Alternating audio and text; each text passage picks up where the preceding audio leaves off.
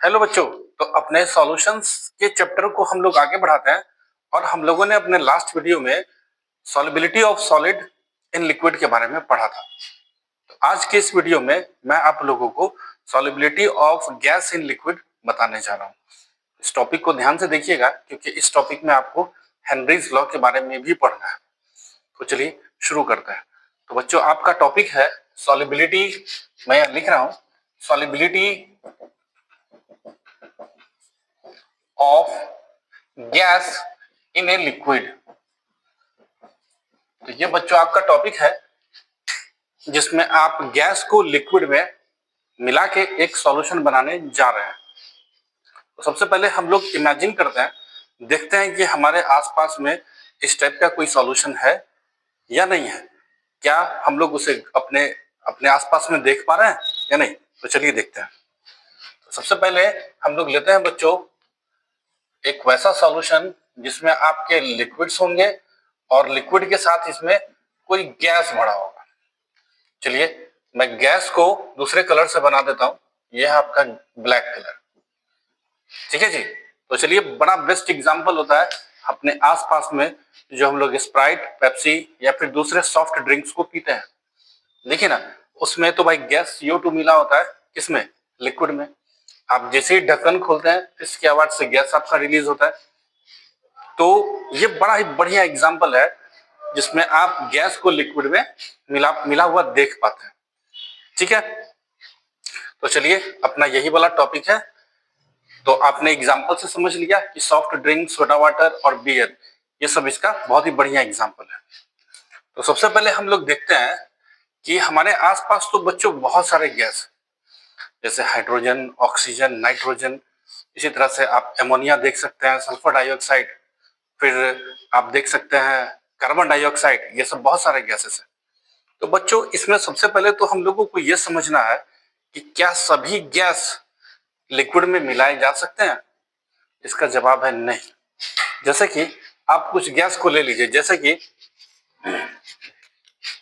अपने पास में कुछ गैस है, जैसे कि मान लीजिए नाइट्रोजन, फिर हाइड्रोजन, फिर ऑक्सीजन। ये सब जो आपके पास में गैस होते हैं ये वाटर में बहुत कम मात्रा में मिल पाते हैं। इनकी सॉल्युबिलिटी वाटर में बहुत ही कम होती है। लेकिन इसी के उलट में कुछ ऐसी भी मतलब गैसेस हैं, जैसे कि आप ले लीजिए सल्फर डाइऑक्साइड SO2, फिर आप ले सकते हैं कार्बन डाइऑक्साइड CO2, फिर आप ले सकते हैं अमोनिया NH3। ये सब जो आपके पास में गैस होते हैं ये वाटर में हाईली सॉल्युबल होते हैं। मैं लिख देता हूं, ये सब आपको बहुत ही कम, वेरी लो सॉल्युबल, और ये सभी जो गैसेस होते हैं ये हाईली सॉल्युबल होते हैं। ये सभी गैसें हाईली सॉल्युबल होते हैं।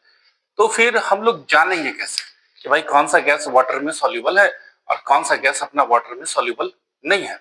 तो बड़ा ही आसान तरीका होता है बच्चों कि हम लोग देखेंगे कि वैसे वो गैस जो वाटर के साथ रिएक्शन कर सके वो वाटर में सॉल्युबल होगा, और वैसा गैस जो वाटर के साथ रिएक्शन नहीं कर पाए वो वाटर में सॉल्युबल नहीं होगा। आइए हम लोग रिएक्शन करके देख लेते हैं। जैसे कि आप SO2 को वाटर में मिलाइए तो ये आपका H2SO3 सल्फ्यूरस एसिड बना के देगा। ठीक है जी। तो देखिए, इसने वाटर के साथ रिएक्शन कर लिया, प्रोडक्ट भी आपको दिया, तो मतलब ये वाटर में सॉल्युबल होगा। CO2 को भी आप देख सकते हैं, CO2, इसको H2O के साथ आप रिएक्शन करवा दीजिए, ये बनाता है बच्चों H2CO3। इसे हम लोग बोलते हैं कार्बोनिक एसिड। ये हो गया आपका कार्बोनिक एसिड। तो CO2 भी तो आपका वाटर के साथ रिएक्शन कर पा रहा है, तो ये भी आपका वाटर में सॉल्युबल होगा। एक और ले लेते हैं अमोनिया NH3। आप इसको भी देख लीजिए, NH3 जब इसे आप वाटर में डालते हैं तो ये आपको NH4 अमोनियम हाइड्रोक्साइड बना के देता है। ये भी वाटर में आपको मिल जाएगा क्योंकि ये वाटर के साथ रिएक्शन कर पा रहा है। तो आपने ये समझ लिया सबसे पहले कि बहुत सारी गैसें हैं आपके पास में, इसमें कुछ गैसें बहुत कम सॉल्युबल होती हैं और कुछ गैसें बहुत ज्यादा सॉल्युबल होती हैं। मोस्ट सॉल्युबल गैसेस वो होती हैं जो वाटर के साथ केमिकली रिएक्शन कर सके। ठीक है बच्चों, अब ये जो गैस की सॉल्युबिलिटी है वो दो बातों पे डिपेंड करती है। कौन कौन? पहला होता है जी टेम्परेचर और दूसरा होता है आपका प्रेशर। आइए चेक करते हैं।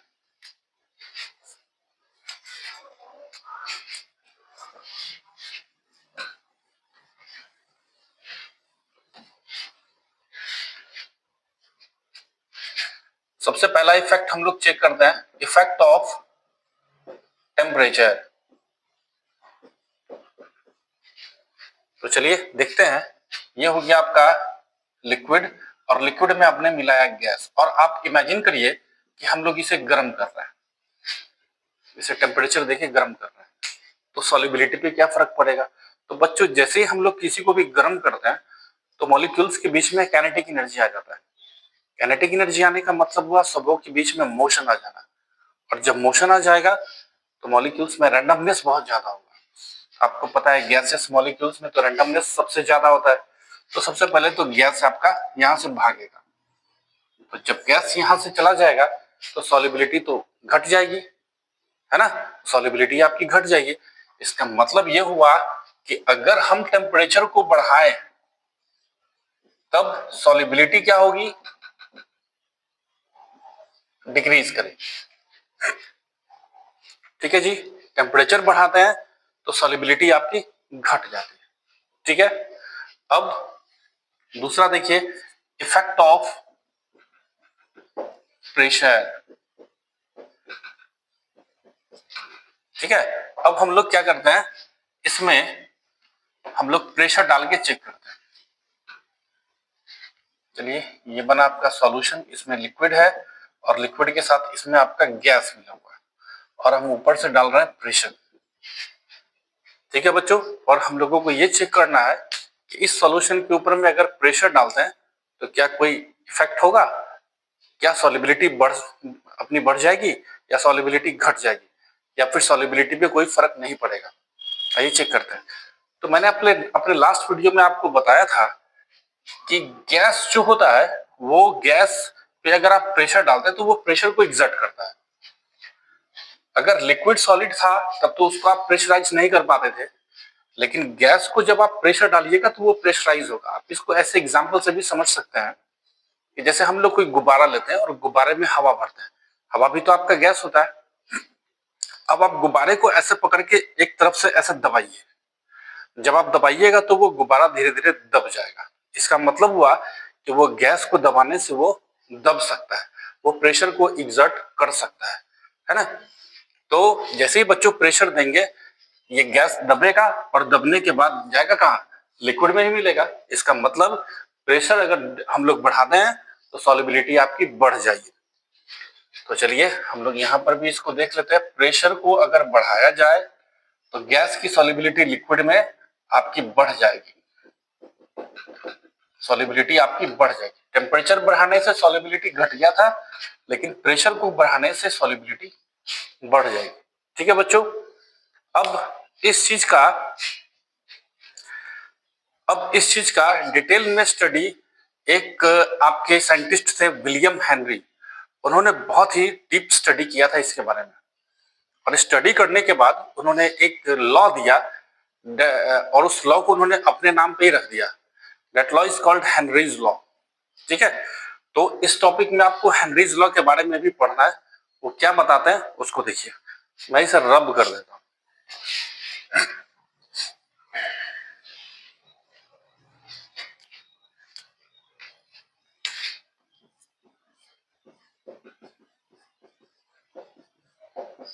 मैं यहां लिख रहा हूं हेनरीज लॉ। ठीक है बच्चों, तो हेनरी के नियम में आपको क्या बताया था हेनरी साहब ने? वो बताया था कि जैसे जैसे हम लोग प्रेशर बढ़ाएंगे वैसे वैसे गैस की सॉल्युबिलिटी लिक्विड में बढ़ती जाएगी। ठीक है, इसका मतलब हुआ कि सॉल्युबिलिटी, ये जो प्रेशर है, प्रेशर वो डायरेक्टली प्रोपोर्शनल होगा किसके? सॉल्युबिलिटी के। ठीक है जी, मतलब अगर प्रेशर बढ़ाते हैं तो ये गैस की सॉल्युबिलिटी लिक्विड में बढ़ जाएगी। ठीक है, अब हम लोगों को सॉल्युबिलिटी को किसी न किसी चीज में तो एक्सप्रेस करना पड़ेगा। मोलालिटी में करिए, मोलालिटी में, या फिर मोल फ्रैक्शन में करिए। तो हेनरी साहब ने कहा कि अगर हम सॉल्युबिलिटी को मोल फ्रैक्शन में एक्सप्रेस करें, तो सॉल्युबिलिटी को मोल फ्रैक्शन को बच्चों x से दिखाते हैं, देन प्रेशर यानी कि P directly proportional to mole fraction. ठीक है जी। अब आप यहां से इसको सॉल्व कर सकते हैं मैथमेटिकली। आपको पता है प्रोपोर्शनलिटी कांस्टेंट के लिए आपको एक कांस्टेंट k देना पड़ेगा, k इंटू एक्स, और बच्चों k के नीचे हम लोग यहाँ पे h लगा रहे हैं। h stands for Henry's law, यानी कांस्टेंट जो k है आपका वो क्या है बच्चों, हेनरीज लॉ कांस्टेंट है। मैं यहां लिख देता हूं kh is called Henry's law constant. इस kh को हम लोग हेनरीज लॉ कांस्टेंट कहते हैं। ठीक है भाई। अब यहां से आप एक और इक्वेशन निकाल सकते हैं, kh का वैल्यू आप निकाल सकते हैं, यहां से आप निकाल सकते हैं। मैं लिख रहा हूं kh निकालिएगा तो kh is equal to p by x। यहां से आपको एक रिलेशन मिल जा रहा है कि x मतलब सॉल्युबिलिटी, अगर सॉल्युबिलिटी किसी खास प्रेशर पे बढ़ती है तो kh का मान आपका घट जाएगा।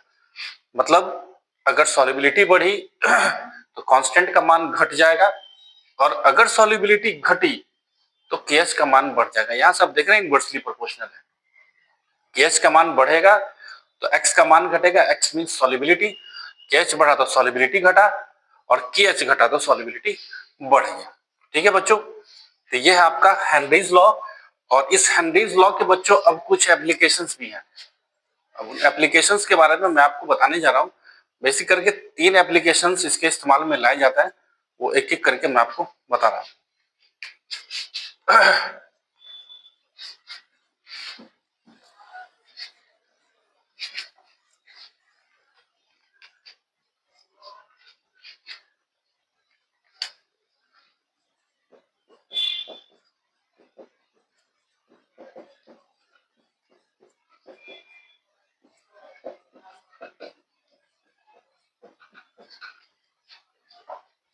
तो बच्चों टॉपिक है आपका एप्लीकेशंस ऑफ हेनरीज लॉ। तो हेनरीज लॉ का बच्चों जो एप्लीकेशन है, ये 3 एप्लीकेशन आपको पढ़ना है।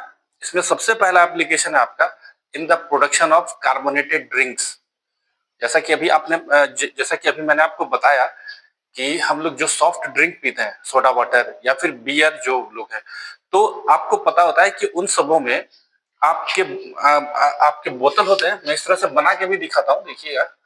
ये हो गया भाई ये बोतल, और इस बोतल के अंदर आपके भरे होते हैं लिक्विड, और इस लिक्विड के अंदर आपके गैस भरे होते हैं CO2।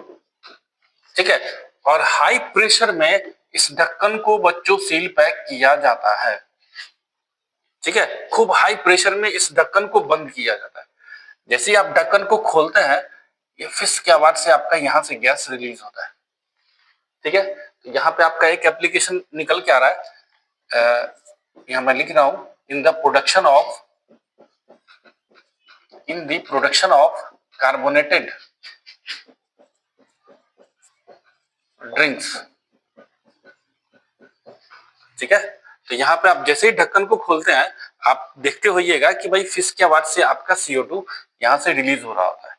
ठीक है, तो यहाँ पे हेनरीज लॉ, प्रेशर ज्यादा तो गैस की सॉल्युबिलिटी ज्यादा, तो प्रेशर ज्यादा प्रेशर करके ढक्कन को सील किया जाता है। जैसे ही आप प्रेशर को कम करते हैं, ढक्कन खोलते हैं, तो प्रेशर कमा तो सॉल्युबिलिटी भी कम गया, गैस बाहर निकल गया तो सॉल्युबिलिटी कम गया। ठीक है बच्चों, तो पहला एप्लीकेशन तो आपका समझ में आ गया कि भाई in the production of carbonated drinks. अब इसका दूसरा एप्लीकेशन है इन डीप सी डाइविंग। अब बच्चों ये डीप सी डाइविंग क्या होता है, बहुत सारे बच्चों को नहीं पता होता है कि डीप सी डाइविंग होता क्या है। मैं आपको बताता हूं। एक्चुअली में समुद्र के नीचे जो लोग गोता लगाते हैं इन्वेंशन करने के लिए, उसे हम लोग डीप सी डाइविंग कहते हैं। जो डाइविंग करने जाते हैं उन्हें डाइवर्स कहा जाता है, और इस प्रोफेशन को स्क्यूबा डाइविंग कहा जाता है, समुद्र के नीचे गोता लगाना। ठीक है बच्चों, तो पहले तो लोग शौक से जाते थे, बट अब ये प्रोफेशन बन गया है, और इस काम को जो भी लोग करते हैं उनको उनकी जान का हमेशा जोखिम बना हुआ रहता है। तो बहुत ही बच्चों रिस्की काम होता है। तो डीप सी डाइविंग में भी आपको हेनरीज लॉ का इस्तेमाल होता है। कैसे होता है मैं आपको करके बताता हूं। देखिए,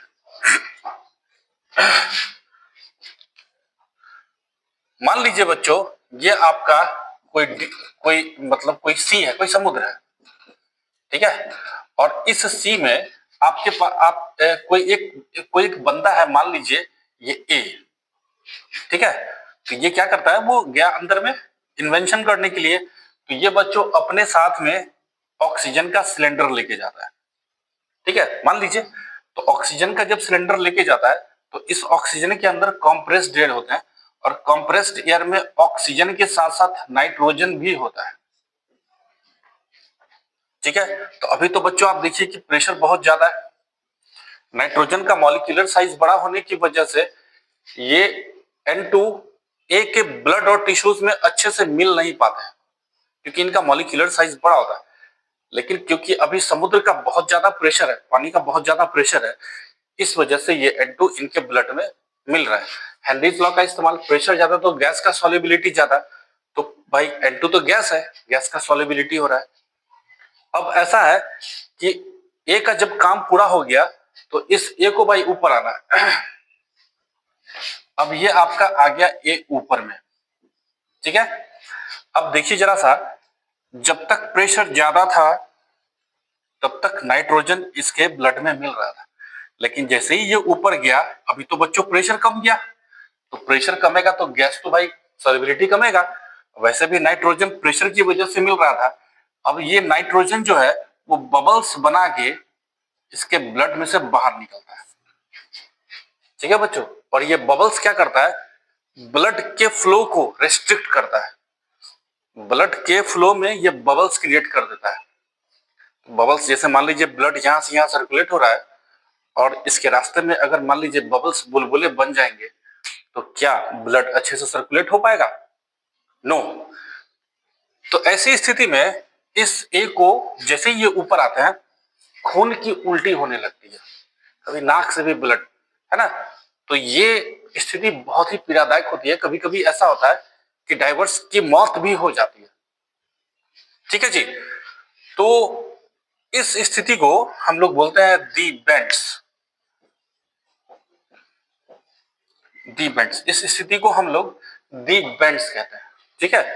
तो अब इन सबों से बचने के लिए जो एक्सपर्ट्स हैं, जो प्रोफेशनल डाइवर्स हैं, वो अपने साथ में क्या करते हैं, हीलियम गैस लेके जा रहे हैं, ठीक है। तो उनका कंपोजिशन अब कुछ इस प्रकार से है। ऑक्सीजन 32.1%, नाइट्रोजन और हीलियम, हीलियम हो गया 11.7%, और ये हो गया आपका 56.2%।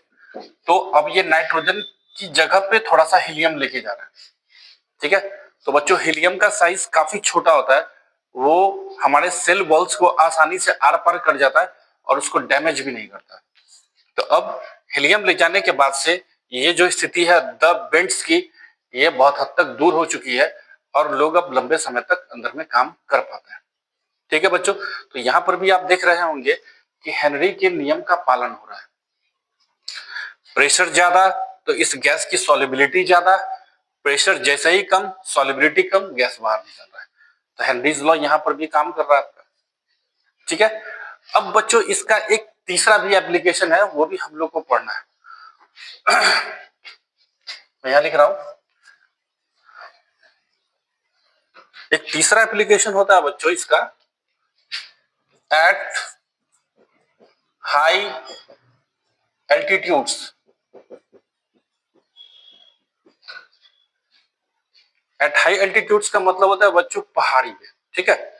बहुत सारे लोग पहाड़ी पे जाते हैं घूमने के लिए, है ना, कुछ एडवेंचर करने के लिए भी जाते हैं। तो चलिए उसे भी हम लोग एक फिगर बना के ही समझते हैं।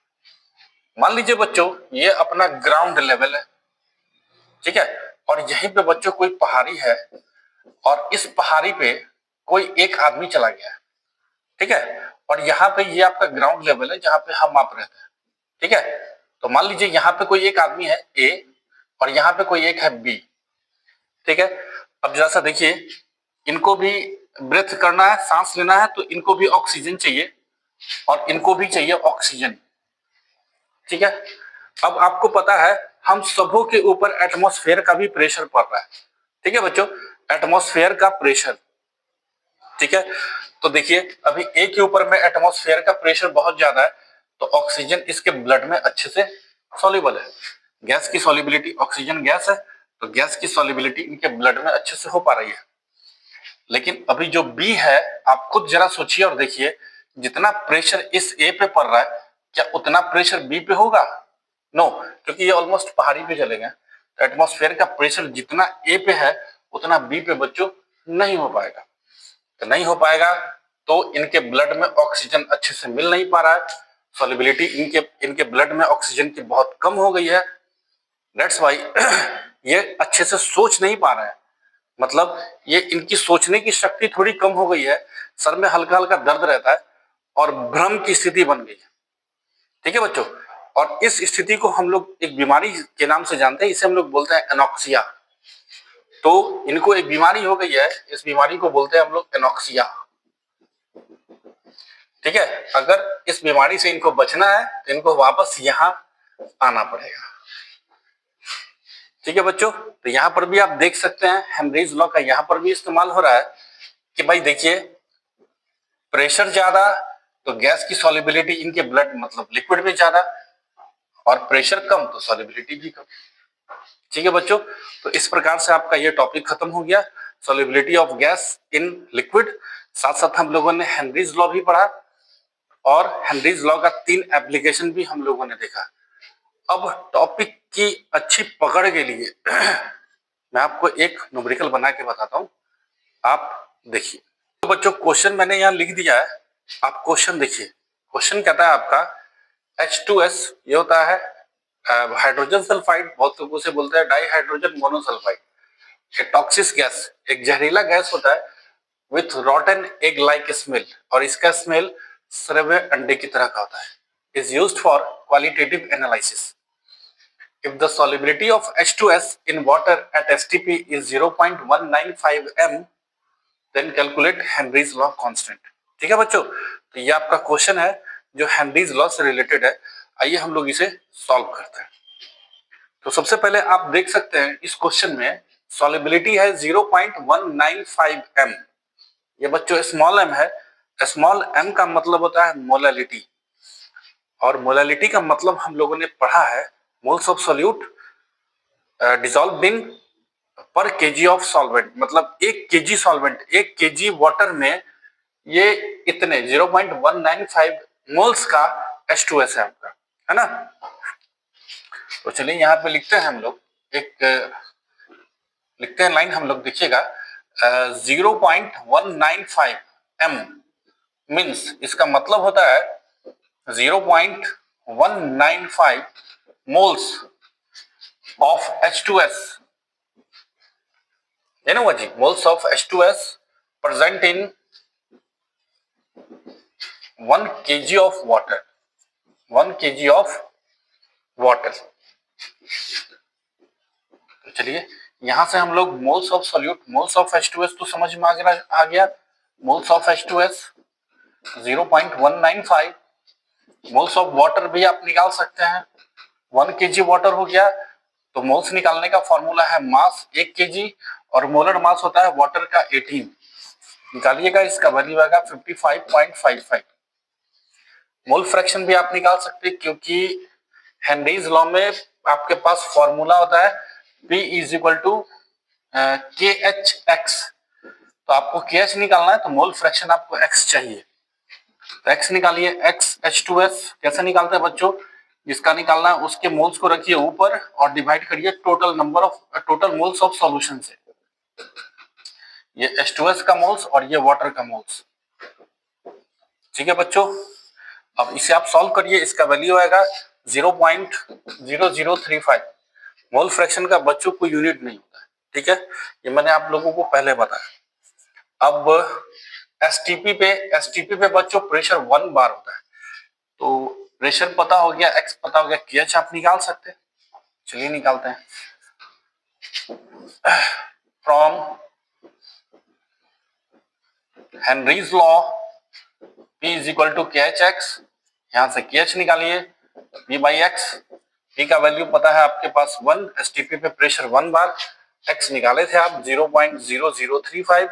इसे सॉल्व करेंगे तो आएगा 289.5 के बार। यही बच्चों आपका आंसर है। तो ये हो गया आपका हेनरीज लॉ और उससे रिलेटेड एक बहुत ही बढ़िया क्वेश्चन। आई होप आप लोगों को समझ में आया होगा। तो इसी तरह मेरे साथ जुड़े रहिए और वीडियो हम लोग बहुत मेहनत से बनाते हैं। अगर अच्छा लग रहा हो तो लाइक का बटन भी जरूर दबाइए और मुझे फॉलो कीजिए। मैं इसी तरह बहुत मजेदार तरीके से एग्जाम्पल और क्वेश्चन के साथ मैं आपको पढ़ाऊंगा।